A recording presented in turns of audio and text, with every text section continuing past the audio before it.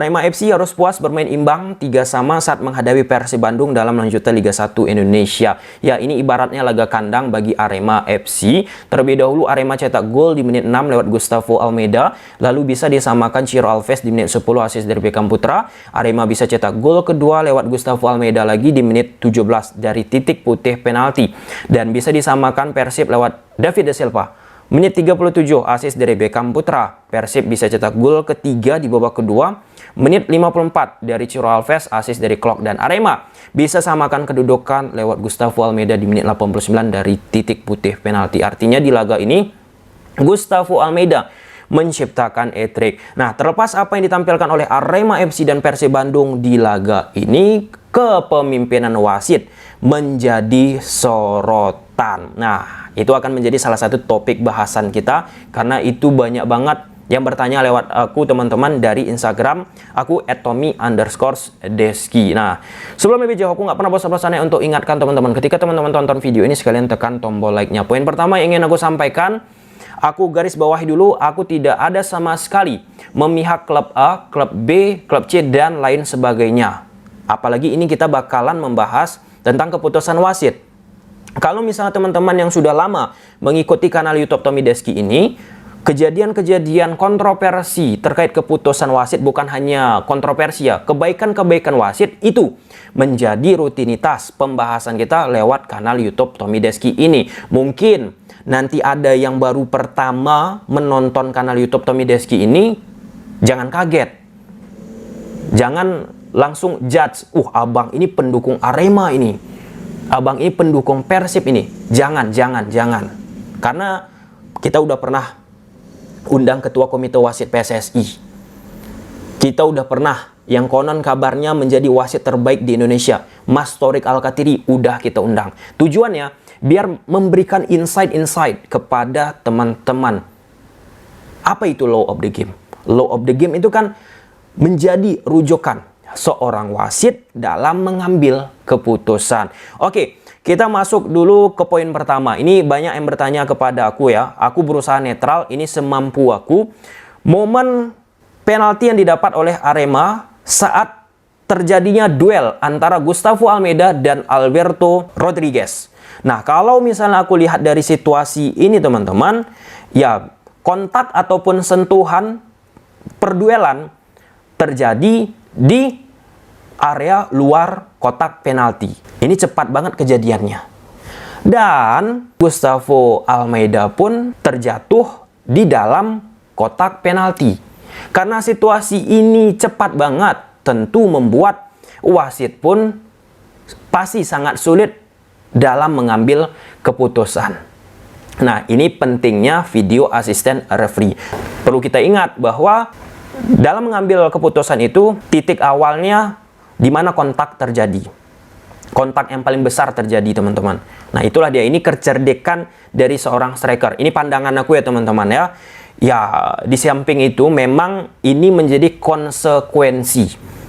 Kita bicara taktikal, konsekuensi dari permainan Luis Milla. Ini kan adu speed, kecepatan. Laga ini Persib Bandung khususnya di babak pertama, teman-teman, banyak sekali menciptakan ruang di backline mereka, garis pertahanan mereka. Itu dicecar oleh Coach Iputu Gede lewat umpan yang diberikan oleh Ariel lah, kemudian Charles Almeida di lini tengah lah, menyasar backline Persib. Salah satunya situasi dari ini.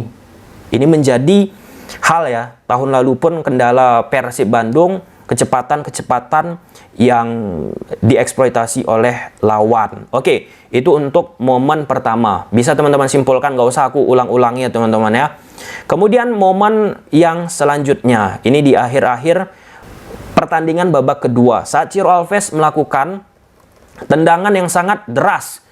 Kemudian bola tersebut terkena tangan kanan dari Charles Almeida, gelandang dari Arema FC. Nah, ini yang aku sebutkan tadi. Kalau misalnya teman-teman sudah lama mengikuti kanal YouTube Tommy Deski ini, kita udah sering membahas perihal unnatural bigger dan natural bigger. Tentu nggak usah aku jelaskan berulang-ulang lagi, karena videonya udah pernah kita bahas hampir 10 menit. Dalam momen ini, keputusan wasit sudah tepat. Kenapa? Ini aku jelaskan secara ringkas. Unnatural itu, tangannya ini membesar. membentang secara tidak wajar. Secara tidak wajar, melebar. Nah, ini dia, seperti ini. Ini unnatural bigger. Misalnya bola terkena, kan terbuka ini kan, tangan. Terbuka ataupun membesar secara tidak wajar. Kan tidak wajar nih pemain bola kayak ini. Nggak wajar kan? Pemain bola. Oke. Yang disebut natural bigger ya seperti ini. Dia berusaha memainkan bola, konsekuensi dari permainannya. Dan tangannya pun merapat. Unnatural bigger tadi, handball. Kalau misalnya tangan merapat seperti ini, enggak, karena posisinya udah merapat ke tubuhnya. Oke ya, ini udah pernah kita bahas. Aku harap teman-teman pasti sudah memahaminya. Jadi keputusan untuk Ciro Alves ke posisi Almeida, wasit tepat mengambil keputusan. Oke, kemudian untuk situasi lain, David da Silva menghadapi Michael Tata. Poin pertama yang aku ingin sampaikan terlebih dahulu, aku nggak akan membahas kontroversi jika angle kameranya tidak proporsional ataupun sulit untuk kita perhatikan. Nah, dari situasi ini, David da Silva sudah menyentuh bola. Nah, kita lihat. Artinya David da Silva sudah kuasain bola nih. Memberi satu touch sentuhan terhadap bola tersebut. Kemudian dihadang, ditutup oleh Michael Tata. Kalau dari situasi ini sangat sulit kita. Sangat sulit. Apakah David da Silva terjatuh ataupun terjatuh karena sentuhan dari Michael Tata atau karena David da Silva menghindar. Ini banyak kejadian seperti itu di dunia sepak bola, teman-teman. Seorang striker terjatuh tanpa ada sentuhan. Aku bukan katakan diving. Untuk menghindar lah.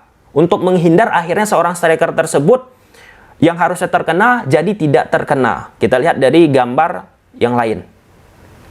Nah, kalau dari sini bisa kita lihat jelas menghadang kaki kiri dari David da Silva. Ada potensi dari David da Silva ini bisa menciptakan gol. Oke. Kemudian kita masuk. Nah, kemudian masuk ke Kuivers. Di sini wasit ambil keputusan handball. Sedangkan komentator bilang dada.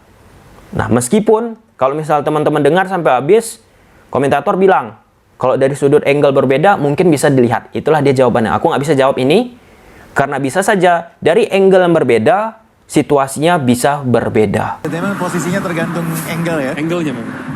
Ini bukan karena aku mendukung tim A, B, C, D. Aku kemarin kejadian PSIS menghadapi Bayangkara, gol Gali Pretas kan nggak aku jawab karena angle kameranya nggak profesional. Komentator pun bilang di laga ini. Kemudian situasi proses penalti yang didapat oleh Arema FC. Ariel coba beri bola ke Loko, kemudian bola tersebut sebelum sampai ke Loko diantisipasi oleh Kuivers. Dan bola antisipasi Kuivers tersebut jatuh ke kepalanya Rezaldi Hanusa. Rezaldi melakukan back pass. Pertanyaan muncul, apakah di momen pertama saat Ariel memberikan bola ke Loko itu harusnya wasit sudah memberikan offside? Nah, perlu kita bahas dari sisi law of the game. Itu terletak di pasal 11 tentang offside. Dikatakan offside jika dirinya mengganggu lawan dengan melakukan tindakan yang jelas dan berdampak pada pergerakan lawan. Nah, di situasi ini, Loko tidak ada mempengaruhi banyak pergerakan dari Kuivers, bahkan tidak ada mengganggu. Oke ya, jadi untuk situasi ini, keputusan wasit sudah tepat. Kesalahan dilakukan oleh Rezaldi Hanusa. Akhirnya, karena kesalahan-kesalahan wasit ini, membuat aspek-aspek taktikal, apa yang dilakukan, apa yang dimainkan oleh Arema FC ataupun Persib Bandung di laga ini, nggak menjadi sorotan. Oleh karena itu, sebagai bahan pelengkap, kita akan membahas dari aspek taktikalnya. Nah, di laga ini Arema gunakan pola 1-4-2-3-1. Di belakang ada Teguh, Rifat, Diarra, Bagas, Tata, Almeida, Jayus. Kemudian di kiri ada Loko, kanan ada Dendi, Ariel, nomor 7, Gustavo, 70. Nomor 70. Aku, Gustavo ini teringat ada satu nama pemain asing, yaitu Fortun Udo. Pernah main di Arema FC, pernah main di Persiba Bantul. Saat main di Persiba Bantul, gacor banget. Fortun Udo. Nah, kurang lebih ini subjektif, pandangan aku mirip banget pas masa prime-prime-nya Fortun Udo di Persiba Bantul. Nah, sedangkan Coach Luis Mia bersama Persib Bandung, kalau kita lihat dari lapangbola.com, menggunakan pola 1-4-3-3. Namun di atas lapangan hybrid banget, dinamika yang sangat kental dilakukan oleh Luis Milla bersama Persib Bandung. Kita ambil contoh salah satu poin yang sering dicecar Persib Bandung. Tanpa bola Arema itu gunakan pola 4-2-3-1 ataupun 4-4-2. Oke, Dendi turun, Ariel, Gustavo. Kadang situasinya seperti ini, 4-2-3-1, kadang 4-4-2. Oke, jelas. Persib Bandung, Putu akan menjaga sisi lebar lapangan sebelah kanan. Dia sering banget naik ketimbang daripada satu. Quivers, Alberto. Nah, seperti menggunakan pola 3 back lagi saat Persib melakukan attacking. Edo menjaga sisi lebar lapangan sebelah kiri Persib Bandung. Dia sering banget naik. Beckham Putra bermain di koridor half space, Ciro Alves bermain di koridor half space. Kemudian Klok dan Irianto yang menjaga ataupun yang menjembatani antara lini belakang dan lini tengah. Seperti inilah. Bahkan ketika bergerak Irianto ataupun Klok ke depan dalam situasi seperti ini, teman-teman, satu masuk ke tengah. Ini beberapa momen. Tujuan apa? Untuk mengantisipasi serangan balik dari Arema FC. Yang notabene di laga ini counter attack Arema ya. Permainannya luar biasa sih bagi aku. Plus beberapa pemain asing seperti Ariel, cara pegang bolanya, passing-passingnya teman-teman, Gustavo, holding the ball-nya itu luar biasa. Nah, di laga ini skema yang rutin dimainkan oleh Persib Bandung yaitu Edo yang bergerak di posisi depan, teman-teman, berusaha mengikat Rifat Marasabesi. Oke, satu dapat bola, contoh seperti ini skemanya, itu menyecar posisi Beckham, yang dimana memanfaatkan ruang di antara posisi Diarra dan Rifat. Misal seperti ini, Beckham bergerak, satu beri passing. Terus, seperti ini banyak banget direpetisi oleh Luis Milla, 4, 6, 7 lebih. Tapi efektivitas gak begitu klinis. Banyak loh peluang Persib. Kalau kita bicara hitung-hitungan di laga ini ya, 3 Persib bisa cetak gol. Tapi bagi aku, secara teknis harusnya Persib bisa cetak 5 bahkan 6 gol. Banyaknya peluang yang didapat, baik itu David da Silva dan pemain-pemain Persib lainnya. Nah, dari sektor kanan lewat Putu Gede, teman-teman, berbanding terbalik. Jarang banget dimanfaatkan. Kita pun harus akui, Arema FC 4 pemain belakangan, teman-teman, belum begitu kompak secara organisasi. Michael Tata, gol David da Silva kalau aku nggak salah. David da Silva. Michael Tata hanya mengambil sekali. Itu bahaya banget sih.